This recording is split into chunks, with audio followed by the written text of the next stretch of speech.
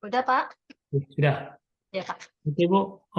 Apa yang Ibu ketahui tentang menyusun ataupun mengembangkan modul ajar? Yang saya ketahui tentang mengembangkan modul ajak, itu yang pertama itu kita harus tahu dulu tentang kompetensi awal anak tersebut. Nah, di situ juga kompetensi awalnya kita harus tahu dulu gaya belajar anak itu bagaimana. Setelah itu baru kita bisa menyusunnya ke dalam kompetensi inti dalam modul ajak tersebut. Yang pertama itu ada di kompetensi awal dulu, Pak. Oke, komposisi awal. Ya, Ibu Pak. silakan disebutkan apa saja komponen yang harus ada di modul ajar, Bu.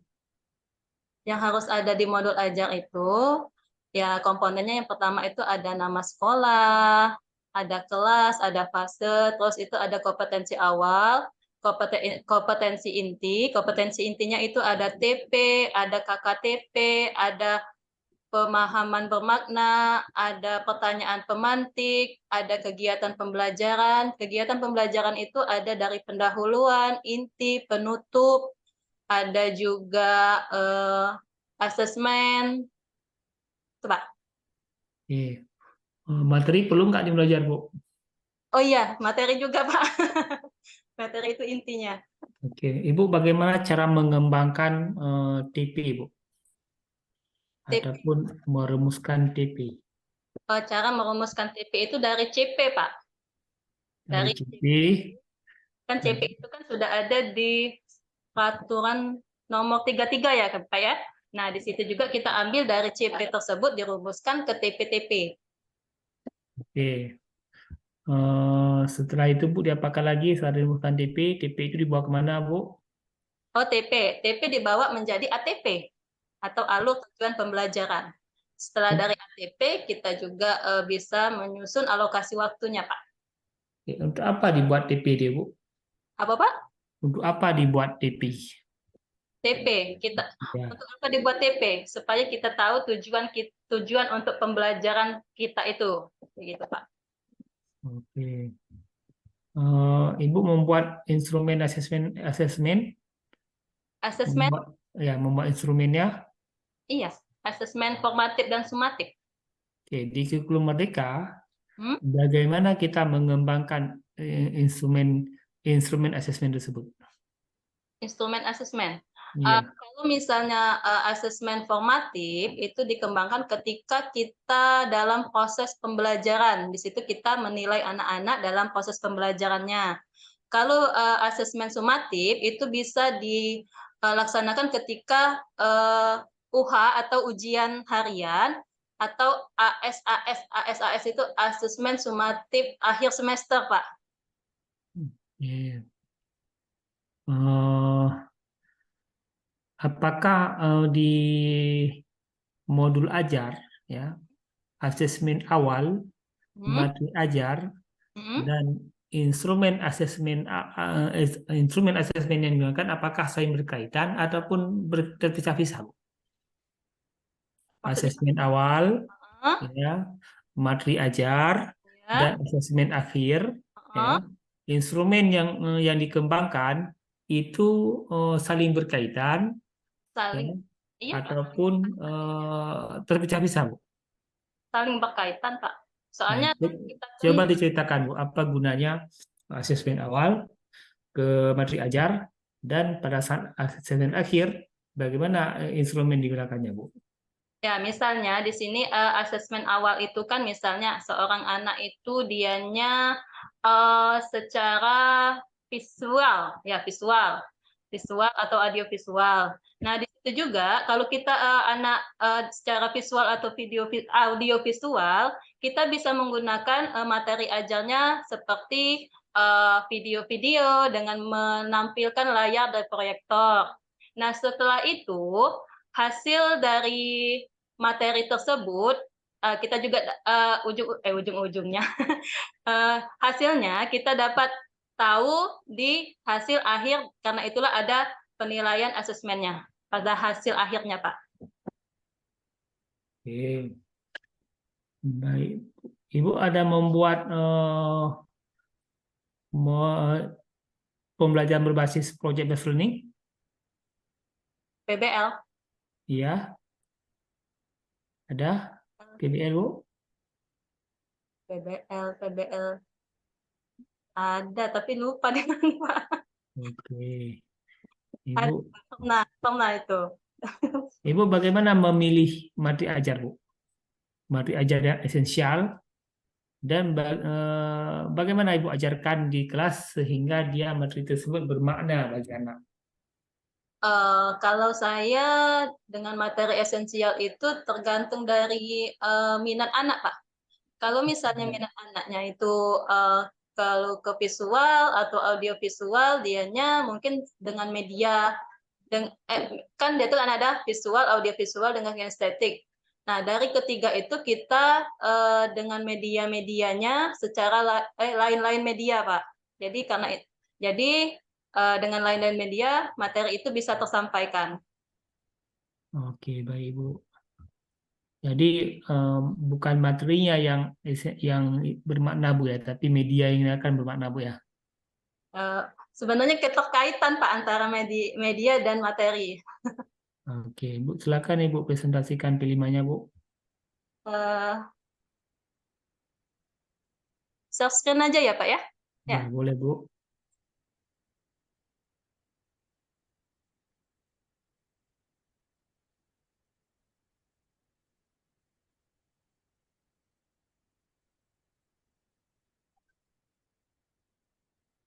Nah, di sini saya itu kegiatan P5-nya proyek penguatan profil pelajar Pancasila itu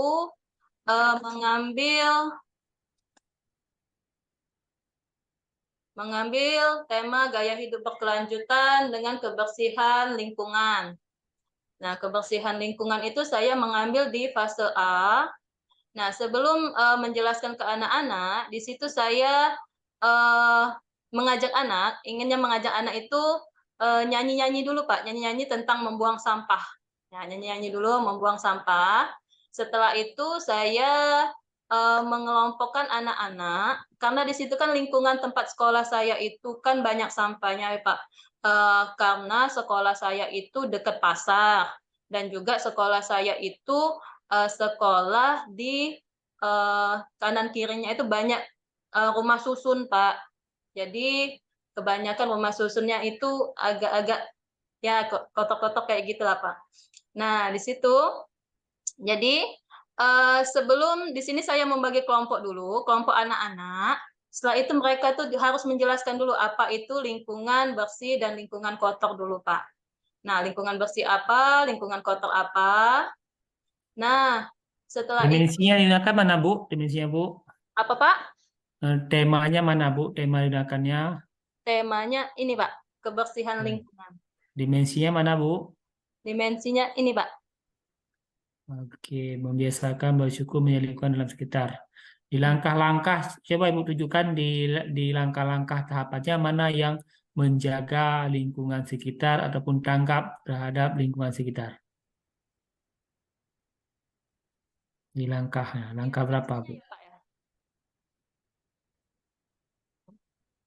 Oke, aksi Bu. Iya, Pak. Pengenalan ada nggak Bu? Mana pengenalan Bu? Pengenalan Tahap pengenalan ada Bu.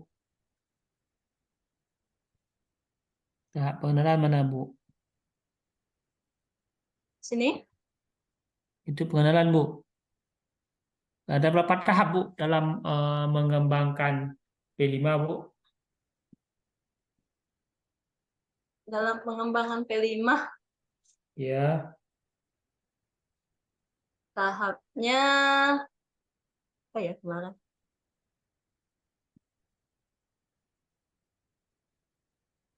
Eh, apa? Pe- apa yang pertama ya? ya Bu. Pengenalan, ada pengenalan, Apa Bu pertama? aksi, Oke. aksi, eh, refleksi, sudah refleksi, tindak lanjut. Oke, pertama apa Bu? Coba diulang Bu. Apa? Pertama apa Bu? Sama tadi apa ya? pengenalan ya Pak ya, pengenalan. Setelah itu, Udah itu apa ya, bukan kontekstual, apa ya? Lupa oke. yang keduanya Pak. Terus rencana aksi, refleksi, baru tindak lanjut. Oke. Ada yang tinggal, Bu? Coba Ibu ingat ada yang tinggal. Apa ya? Ada yang tidak sesuai.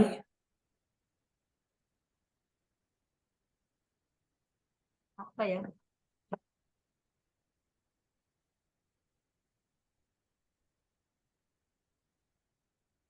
Lupa satunya. Yuk, apa, Bu?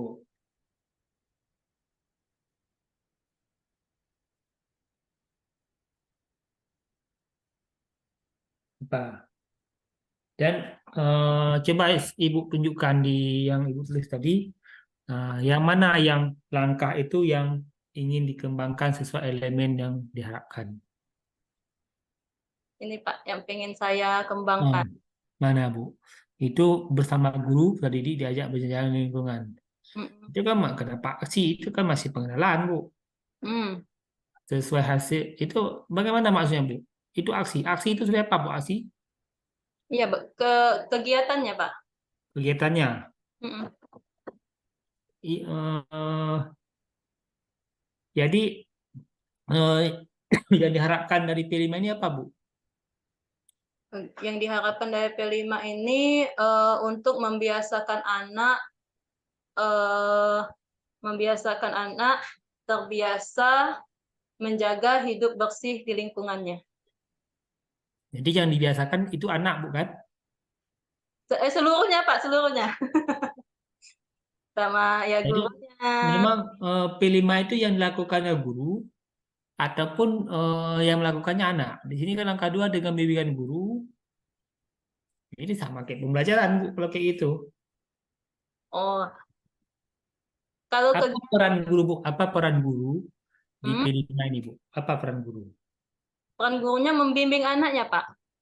Membimbing anak Mm-mm. atau mendampingi, memberi, memfasilitasi anak, Dan mendampingi anak.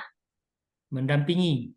Ya, Kalau Ibu ini buat mendampingi apa membimbing ini Bu mana Pak? di kegiatan aksi Ibu ini.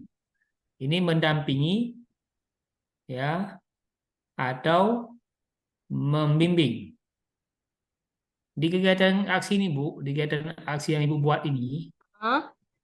itu bentuk yang Ibu tulis itu bersama guru dengan memang guru ya Ah. berdasarkan laporan dari Oh, identifikasi yang terdidik itu peran guru apa? Apakah dia mendampingi ataupun dia membimbing? mendampingin Pak, mendampingi peserta didik untuk jalan ke sekitar sekolah. Jadi kalau guru membagi tugas, itu kan guru berarti bukan mendampingi, itu guru yang menekan murid itu, sedangkan P5 diberi kebebasan kepada murid untuk melakukan sesuai permasalahan yang ada. Dan siswa, guru cuma diberi fasilitas saja, memfasilitasi bahwa untuk melakukannya. Dan kalau kita lihat punya Ibu Ria ini seperti kegiatan pembelajaran di kelas, Bu. Oh, Mana yang benar, Bu? iya salah. Mana yang benar? Iya Pak, mendampingi Pak. Kalau kayak gini memang kegiatan. Tapi kalau di sekolah saya ya Pak ya. Nah, Iya. kemarin itu sebelum kami kegiatan aksi keluar, itu kami kasih tahu dulu Pak, kayak masuk dalam kelas ya gitu Pak. Jadi misalnya satu kelas itu seluruh seluruh kelas satu dalam satu kelas, seluruh kelas 2 dalam satu kelas kayak gitu Pak. Jadi Iya. dikasih tahu arahannya dulu Pak. Jadi dibikin-bikin ada nyanyian dulu, ada video dulu, baru rencana aksinya. Oke. Udah cukup, Bu Ria ya. Iya Pak. Cukup, Bu. Ini saya kembalikan Ibu di stop dulu ya, Bu. Bentar Pak ya.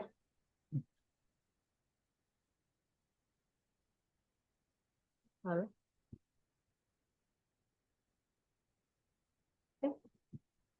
Stop. Nah, oke. Rekod dulu juga, rekod juga Bu. Rekodnya stop juga.